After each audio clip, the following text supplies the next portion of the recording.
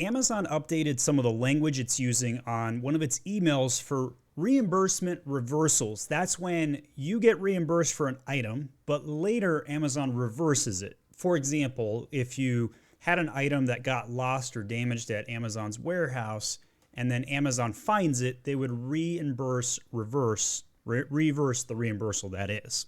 So I found some of the new emails that they have started sending out in the last few days a little confusing, which is why I'm doing this video. My name is Stephen Pope. I'm the founder of My Amazon Guy. In this email, you can see it reads, "We have initiated a reimbursement reversal, or both due to recent activity on your selling account," which is pretty generic, right? Like really confusing. Like what are they actually talking about here? Usually when we see this language, I actually think most of these emails are going to be reimbursement reversal. So reimbursements can be initiated for an issue that you notified us about, or we identified at a fulfillment center. Again, super generic. A reimbursement reversal occurs when a reimbursement decision has been reviewed and changed, a la they found the item that they paid you that they previously lost. And then they have a policy right here, which you can learn more about. We'll put a link to this in the description. If you want to track all of this and see what the actuals on the transactions are, you can go over to the reimbursement report. We'll put a link to this in the description as well. If you put the link in for that report, it pulls up this page, which is ironically not pulling up the correct report. So we'll see if we can find the right link for you. So I found this a little confusing, so I reached out to my team over at My Refund Guy. If you're not familiar with this service, it's an add-on service that we have where we claw back money out of Amazon for when they lose, damage your items, or they mishandle returns or have lost inbound shipments. So it's basically free money that Amazon owes you, but you got to ask for it to get it.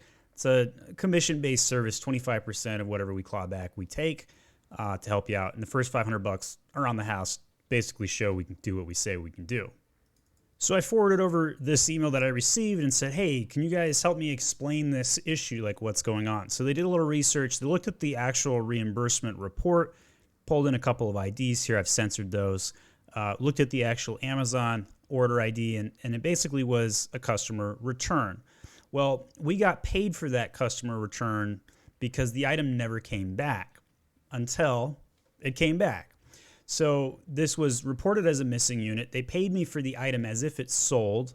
And then when the item finally showed back up, they reversed that reimbursement. So I was paid $8.41 off a $14 item that I had sold, which is basically $14 minus all of the fees, the shipping FBA fee, as well as the 15% referral fee, which left me $8.41.